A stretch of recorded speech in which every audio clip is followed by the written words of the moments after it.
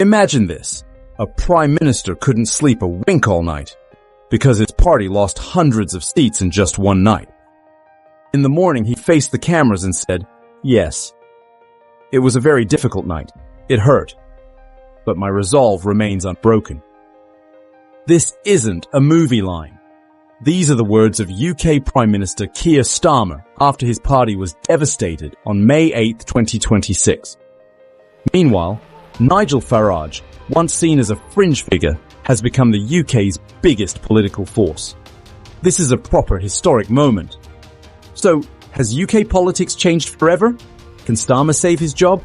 And why did all this happen? In this video, you'll get the whole truth straight up with no fake news. So watch till the end, because we'll reveal something you might not have heard anywhere else. First, let's understand what these elections were. Clear. Let's dive in.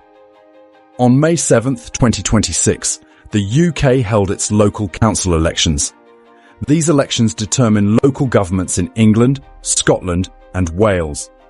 But their importance is national. They act as a barometer for the country's mood. Keir Starmer's Labour Party came to power in July 2024. After 14 years of Conservative rule, people voted for change, for hope. But nearly 2 years later, that hope has turned to exhaustion. People are proper knackered, tired of waiting. Life is still a struggle. The cost of living hasn't gone down. Now for the results, and these results are truly historic. The morning of May 8, 2026, when the votes were counted, the picture was absolutely clear, and mate, it was not good for Labour.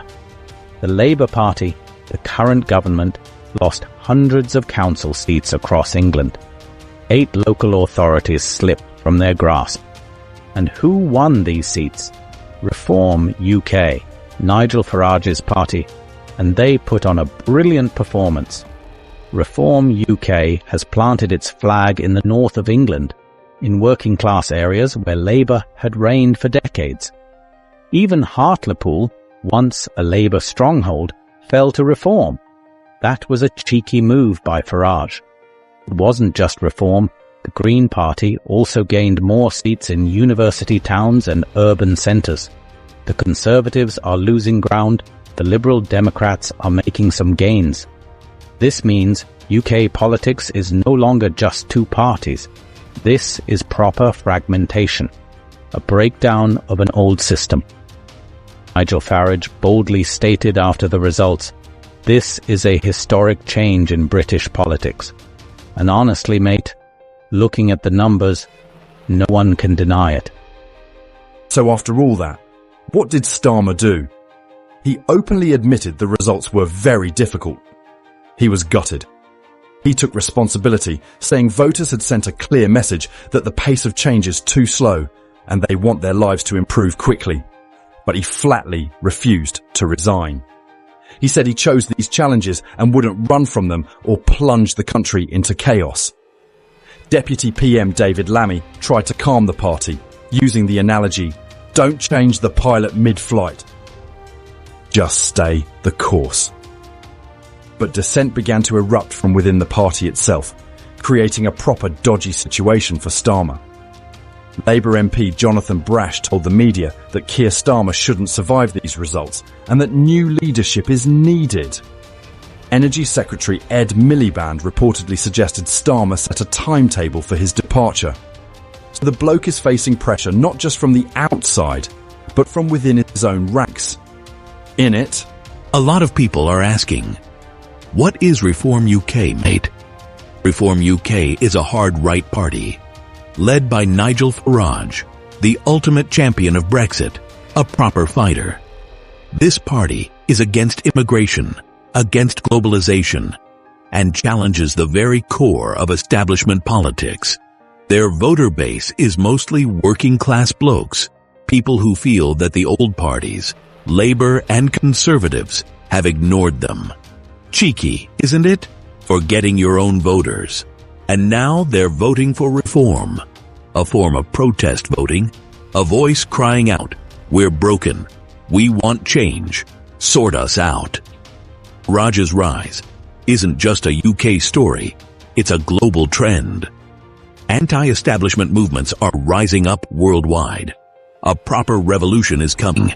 So, what's next, mate? Analysts say Starmer will remain PM for now, but his position is completely knackered. Pretty weak. The next national election is due by 2029, and many analysts doubt Starmer will even lead the party into it.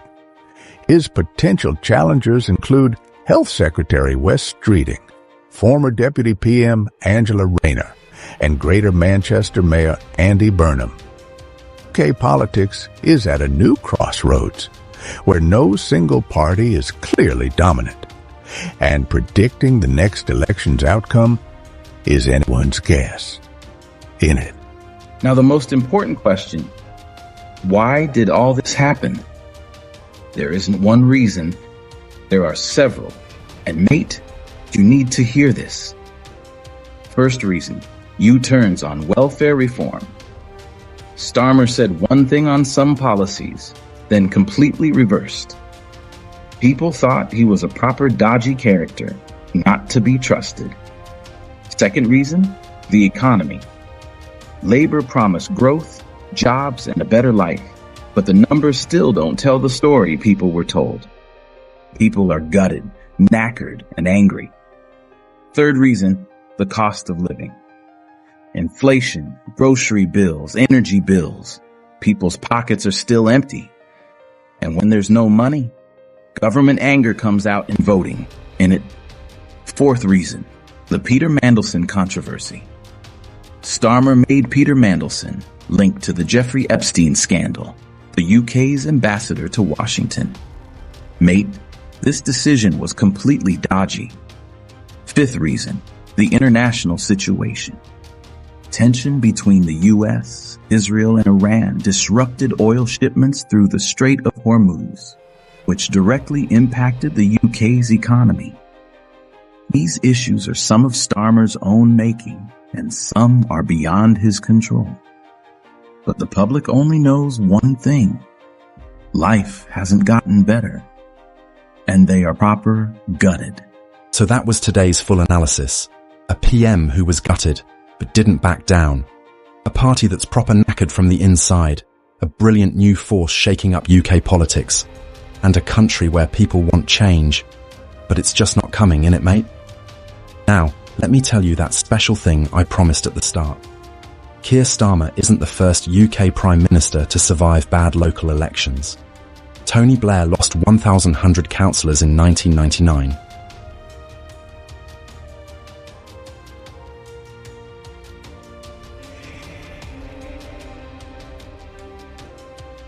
Then won a landslide in 2001. That was a brilliant comeback. So could Starmer do the same? Only time will tell. Sorted. What do you think? Be sure to write it in the comments. If you like this video, give it a like, share it, and don't forget to subscribe to the channel, mate. See you in the next video.